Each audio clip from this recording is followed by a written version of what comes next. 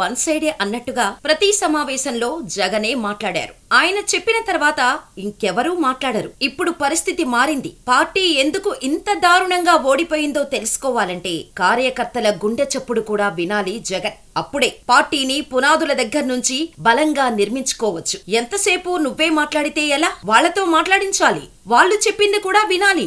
అప్పుడే కదా సాధక బాధకాలు తెలిసేది, పార్టీని పటిష్టంగా తీర్చిదిద్దేది. ఎమ్మెల్యేలు, పార్టీ కార్యకర్తలు మీతో చాలా చెప్పాలనుకుంటున్నారు, వాళ్లకు అవకాశం ఇవ్వండి సార్ అని వైసీపీ నేతలే చెబుతున్నారు. ఈ నెల 22న వైసీపీ విస్తృత స్థాయి సమావేశం నిర్వహించనున్నారు. ఈ సమావేశానికి వైసీపీ ఎమ్మెల్యేలతో పాటు ఇటీవల ఎన్నికల్లో పోటీ చేసిన అభ్యర్థులందరినీ ఆహ్వానించారు. వైసీపీ ఘోర పరాజయం నేపథ్యంలో నిర్వహిస్తున్న విస్తృత స్థాయి సమావేశానికి ప్రాధాన్యత ఉంది. కీలక సమావేశం కావటంతో జగన్ ఏం చెబుతారో అనే ఉత్సుకత ఆ పార్టీ నాయకుల్లో, కార్యకర్తల్లో ఉంది. ఇదే సందర్భంలో వైఎస్ జగన్ ఎప్పట్లాగా తను మాత్రమే మాట్లాడటాన్ని ఇకపై తగ్గించాలని వారు కోరుకుంటున్నారు. దారుణమైన ఫలితాలు రావటానికి దారి తీసిన పరిస్థితుల గురించి అభ్యర్థులు ఏం చెబుతారో వినాలనే డిమాండ్ తెరపైకి వచ్చింది. ఇంతకాలం జగన్ చెప్పిందే తాము పాటించామని, కనీసం ఇప్పుడైనా తాము చెప్పింది జగన్ వినాలని, తప్పులెక్కడ జరిగాయో తెలుసుకొని సరిదిద్దుకోవటానికి